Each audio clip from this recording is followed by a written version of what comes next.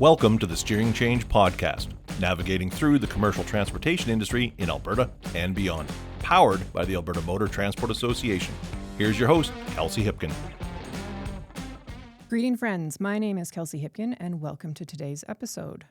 Just short of a year ago today, as of recording, on March 27th, the Alberta Government announced development of a program for driver competency. The program lasts throughout a driver's career and helps ensure road safety. Among other things, the new Made in Alberta career pathway is being designed as an apprenticeship-style model to increase driver skills, improve safety, and enhance training for current and prospective Class 1 drivers in Alberta. To hear more about the learning pathway, how it came to be, and what has carriers talking, we are joined today by Catherine Williams, Director of Strategic Initiatives, Traffic Safety Services with Alberta's Transportation and Economic Corridors, or TEC. AMTA has been working closely with TEC throughout this process, no one more so than today's co-host, Erica Cormack, Manager of Education. Kat, Erica, welcome. Thanks, Kelsey. It's great to be here. Thanks, Kelsey. Kat, can you take us back a year and chat about why TEC wanted to implement change in the pathway to becoming a Class 1 driver in Alberta? Yeah, Kelsey, thanks for the question. And if I could take you back a little bit further even, so probably as many folks know, Alberta implemented mandatory entry-level training, or MELT, for Class 1 drivers in March 2019. And we were the second province to do so following Ontario. So we've had MELT in place for 6 years as a province. And during that time, we've been hearing concerns from some of our stakeholders around the program, just because it's had some time to sort of settle and we're getting people's thoughts on it now. So cost is something that we hear a lot about. It's $10,000 to take the program now. It's about 6 to 8 weeks to get your Class 1 license. Insurance issues is another thing that comes up time and time again because insurance can be quite high and very difficult to get for those new drivers that are fresh out of MELT. So we've heard some concerns there as well. And we've also heard that the training may be creating a barrier and is contributing to a commercial driver shortage in the province. So these are things that the department takes really seriously. So we wanted to take another look at the program now that it's had 6 years of maturing. And we did a couple things. So we created a commercial driver shortage committee, and AMTA is a very important member of that. So thanks for joining us on this journey, I should say. And we talked about some of the issues that are out there in the industry right now, and some of the challenges, such as financial viability. We know there's increasing costs, inflation, maintaining your vehicles are getting very costly. The training, of course, we know there's a high price tag there, and also retaining and attracting a new generation of drivers. There's a lot of folks are licensed as Class 1 drivers in the province. I think it's over 149,000. But only 31% of those folks are actually working in the Class 1 industry. So we're quite intrigued to know a little bit more about that. And also attraction. The Class 1 industry is not very attractive to women specifically. There's a very low portion of women actually having a Class 1 license. There's more of them actually that hold Class 3 currently. And also youth. We are not attracting that younger generation to the Class 1 industry, and we would like to, because there's a lot of exciting changes to technology, really cool things happening in the Class 1 industry, which AMTA knows all about, is at the forefront. So we'd love to attract a new generation of drivers and let them know this can be the profession for them. So in addition to setting up that committee, we also had a consultant do an objective evaluation of the program. So they went away and they talked to instructors and examiners and Class 1 drivers themselves. So the consultant came back and gave us a few recommendations for change. I think we can all agree that mandatory entry-level training is important for Class 1 drivers. It's dangerous to operate trucks, and we want our roads to be safe. But there's some enhancements that we could make to the program. So we've made some of those enhancements. We've taken those recommendations away. And since then, we've worked with driver training schools, industry associations, insurance reps, other impacted ministries, and we actually mapped out a competency framework that looks at the competencies required to be a Class 1 driver, and there's 72 of them. And that's before any specialization. And from there, we developed a curriculum framework. So that curriculum framework really takes a look at the competencies that are required to be that driver and sort of sets them out in a way that makes sense from an adult learning perspective in a phased approach and how you would learn these various skills. So in addition to this competency and curriculum framework, we also have an accountability framework to clarify licensing requirements and enhance oversight. So we're looking at how we license schools. We're looking at how we interact interact with them as a department, and our own accountabilities as a department. So what is our accountability on our side to make sure our licensing requirements are really lending themselves to getting the right training providers in this environment? And we also will have new grants rolling out as well on April 1 with the new Class 1 learning pathway. So that's a little bit of a history of how we got here. Awesome. Thank you. And you did touch on it a little bit, but can you elaborate a bit more on what the new pathway process will look like for prospective drivers? Yeah, absolutely. So basically, we've taken up MELT training as it is now, and we've broken it into more of a phased approach with more flexibility and adult learning customization. So we can really meet the learner where they're at when they join us on this Class 1 journey. So we start at the entry program. The entry program is a 40-hour program, and it will now be available online. Or you can also go to a driver training school for support if you don't like an online learning experience. But we're covering off a lot of those 40 hours that were traditionally provided at a driver training school in a classroom. Having it available online means people can take it when it works for them. So if they're working a day job, they can come home and work on a few modules in the evening. Or if they aren't able to travel, they live in a remote community, they can start their learning from home. So there's some enhanced learning as well in there. We're talking a little bit more about what it's like to work in the industry, what it's like to be a Class 1 driver, because we've heard from industry that sometimes people are coming and taking their Class 1 license and they're not really sure what they're getting themselves into. They may not have the aptitude to be a great Class 1 driver. So they'll invest $10,000 in this training and find out, this really wasn't the profession for me. So the entry program will be priced at $250, and it gives folks an opportunity to start learning about those fundamentals of Class 1 driving, while also giving them an off-ramp if it's not the right profession for them. They can continue on to find another job that suits them better. So for folks that really like what they see in the entry program, they would go to the core learning program next, and that would always be at a driver training school. So that is 60 hours of in-cab, in-yard, really focused, hands-on, behind-the-wheel learning. So folks can really get comfortable being in the cab and operating a Class 1 truck. And they would also do air brake training at this point as well. So that's about 8 additional hours if they don't already have a Q endorsement on their license. So entry plus core, including that air brake training, is 108 hours. After that, a learner, as they do now, would be able to take the knowledge and road test. But what is different is on the other side, they would get a Class 1 license that will have a provincial restriction. So that means that they can stay in the province operating a Class 1 vehicle. They can start working if they have some place that does local routes or they're working around the province. So they can start to get to work right now with this license. But if they want to get that provincial restriction removed, they don't have to hang on to this Class 1 license with a provincial restriction for any set period of time. They can go right onto the competence building program. And that also takes place at a driver training school. That's 17 to 25 hours of additional focused learning that's really tailored to where individuals need that skill development the most. So they can have a provincial restriction on their license if they're driving around Alberta, for years if that's something that they wish. But we also encourage folks to continue their learning and go on to that competency building program, whereas a driver training school will really look at where they need help and where they can assist them so that when that provincial restriction is removed after they complete that 17 to 25 additional hours, they're feeling really comfortable driving in a Class 1 vehicle.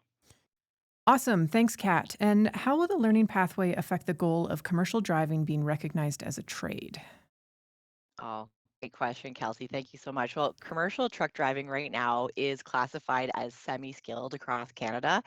And we've done a lot of work with AMTA, of course, scoping out the competencies that are required to be a Class 1 driver. And we actually found 72 separate competencies, and that's before you get into specialization. So this is a difficult job. It requires a lot of skill. And we really think it's time for this profession to be recognized, which is why we really support a trade designation for Class 1 drivers. And of course, AMTA, you guys have really spearheaded this work and worked with industry. You've developed a proposal. It is advancing through through advanced education side of the house right now, and we're really excited to see this work progress and really support that Class 1 learning pathway with more training opportunities to come in the future for our drivers. And even once we have this trade designation in place, the next stop is getting this profession Red Seal certified. So that requires 4 other jurisdictions in Canada to designate Class 1 drivers as a trade and join us in advancing this initiative. And I can say, our Minister Dreeshen has really been leading the charge on this and has been regularly advocating to his colleagues across Canada to join Alberta in this really important work. And he's been a great ally to this movement. So we're really excited, and we really see this as an integral part of the Class 1 learning pathway. Awesome. And that's wonderful to hear. I know that our members will be particularly stoked to hear that is potentially on the table. Yeah, us too. Awesome. Thank you, Kat, so much. Before we deep dive even further into the pathway itself, Erica, can you tell me a bit about this journey with tech and the importance of our relationship with government? And by our, I mean AMTA. Thanks, Kelsey. Yeah, it's been so informative, and it's been great to work with tech on this project. I think that AMTA is able to bring that perspective of industry. We're always talking to them. We're always having those interactions, whether it's in courses in our classroom or out in the field when we're engaging with them, or even getting together with them at events like regional meetings. And we hear what their needs are and we hear what their concerns are. And this close relationship throughout this project that we've had with tech has really helped us to be able to talk about what the concerns are, or what we might want to anticipate in terms of building a new program. And we're hoping that when industry starts to experience that program, they're going to be able to see their imprint on what has been developed. Awesome. And with that, Kat, we're going to put you in the hot seat, and Erica's going to ask you a few more questions. Sounds I good. am. One of the things that I'm so excited about is that flexibility that's been added to the program. So you alluded to it a little bit earlier when you talked about being able to take the entry part as an online course, or to get it, in the classroom, being instructor led. Adults really like those options in terms of their learning. Can you just give a little more detail about how drivers or potential drivers are going to be able to access the entire pathway? Yeah, absolutely. Thanks, Erica. So yeah, as we just talked about, we do have that new online entry level module that will be available April 1st, and we will have a new Class 1 learning pathway landing page that will have a link to that content, so you can sign right in. We have a learning management system that will be available there, and it will actually track a learner. It will not only provide the entry level training, but it will actually track a learner as they go through all their phases of training. So right now, when a learner finishes a course at a driver training school, they get a course completion certificate. Right now, we are actually having an automated system where the learning management system will talk directly to Moves, which is the system that houses all of the driver information in Alberta, and will actually update the driver's profile right there. So we're really looking at automating things, making things easier for folks. So flexible where you take the entry program, making it a little bit easier and doing some red tape reduction. When you go to a registry, they'll just give you your license. You won't need to have any paper copies of anything. And we're also looking at more of a competency-based approach to learning rather than a set number of hours. So I think MELT is a great initiative. I think it's wonderful it was rolled out in the province, and I think it's really making a difference. But I think that now that we've had some time to reflect on the program, we really want to take it to the next level, which is focusing on where the learners need their most assistance and really focusing on that competency development rather than a set number of hours. So we can really get to that skill development, skill mastery for those Class 1 drivers. So again, having it online or at a school, if you want that extra bit of help or you don't have a computer at home, we want to give that flexibility, and also really focusing on that competency development and really meeting a learner where they're at in their learning cycle. That's really exciting, Kat, because I think that this will encourage people who maybe feel they have some experience in the field or a natural aptitude toward it, and they can get their basic skill set down. And then when they move into the competency piece, they're not going to have to spend hours and hours on things they've already demonstrated that they're very skilled at. They'll just be able to work on those gaps. And I think that will just encourage them to want to keep going, but that will also then develop them into better drivers because they get the extra time where they really need it. I think it's a great model. I'm excited to see it start rolling out in the province. So we're going to switch a little bit from the model itself to talking about the fact that there is that provincial restriction piece. So can you talk a little bit more about how the new pathway is going to impact those carriers who go across borders? And are there going to be different timelines for people in that pathway compared to people staying in the provincial pathway?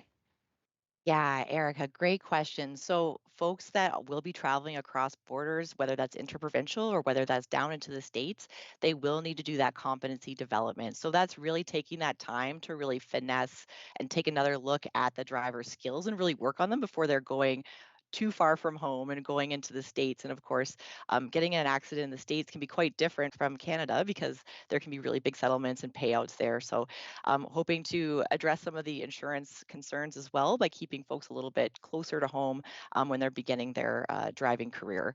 So if they're going across the border, they will have to do that competency development, and they can choose to go to that competency development phase right away. So as soon as you take your class one knowledge and road test and you get that restricted license, you can go right back and just start beginning your competency development so you can start driving across the borders. But if you are working in Edmonton or you're just staying in the province, you can have that restricted license as long as you wish. Although we definitely encourage folks to keep learning. We call it the learning pathway because we really want to bake in that continuous improvement and pride that we see in the class one industry. We really want learners to feel engaged in their careers and feel that there's always new training to take. That's kind of an exciting piece for anyone's career, is feeling like there's always more to learn. And there certainly is that available in the class one driving industry, is what I've come to learn over the last 2 years. That's awesome. Thanks, Kat. So, what are we talking about now in terms of transition? So, we have this new program, the new pathway, coming in April 1st, but we already know we've had MELT for the last several years, and very likely there are some drivers still engaged in their MELT training. So, what is this transition timeline going to look like over the next few months? Thanks, Erica. Great question. So we wanted to make this a minimized disruption. Of course, it's a big change for driver training schools and for drivers in the province, but we really wanted to try and roll this out as seamlessly as we could, knowing there's going to be a few bumps along the way.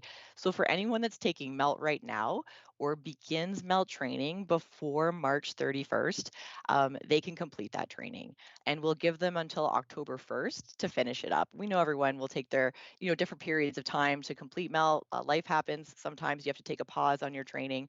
So we want to give folks October 1st to finish it up. And then after that, MELT will no longer be taught at the driver training schools in Alberta. It will be a change to the Class 1 learning pathway. But for those folks that are beginning their Class 1 training on or after April 1, they will be under the Class 1 learning pathway, and that's the path they'll be taking forward to get their Class 1 license. So we've been talking to the driver training schools.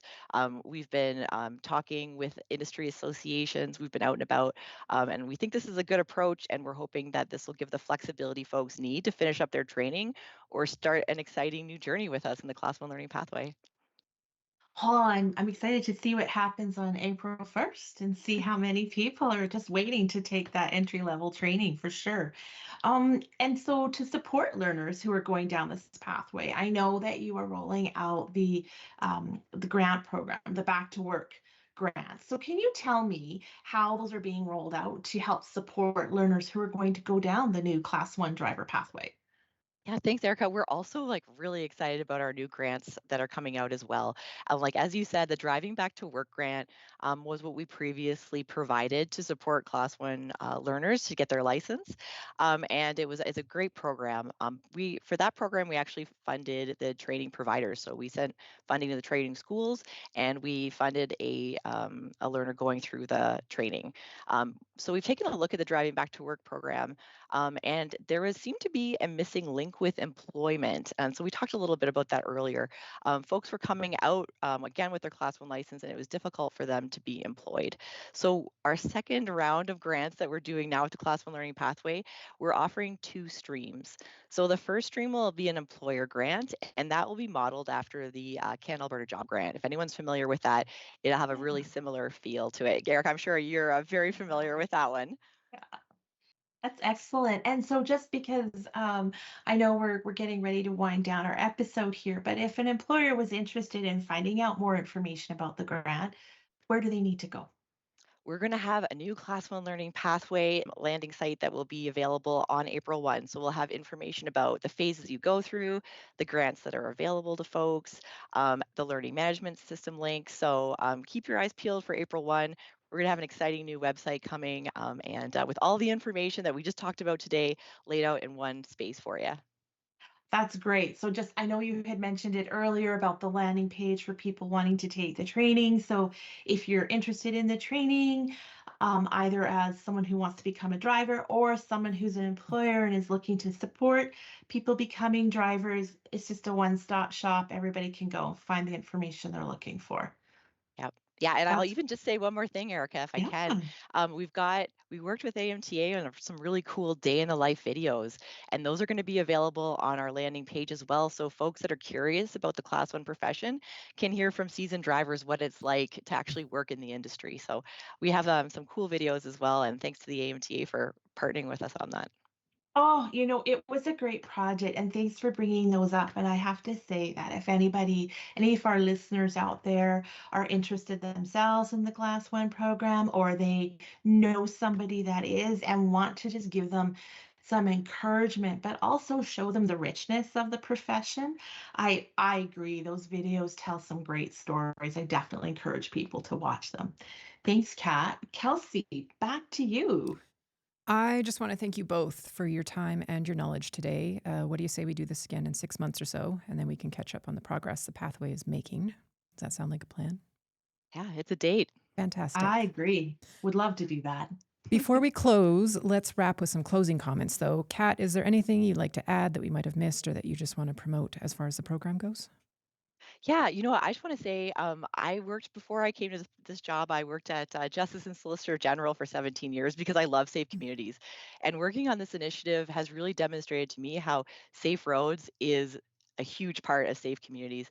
And working with driver training schools, carriers, working with associations like the AMTA, seeing so much passion for safety, so much pride in the profession has been just a tremendous experience. And it's really exciting to see how many people are dedicated to making our roads safe and making sure we can all get home to our loved ones at night. So big shout out to everyone in the industry. It's just been wonderful working with everybody.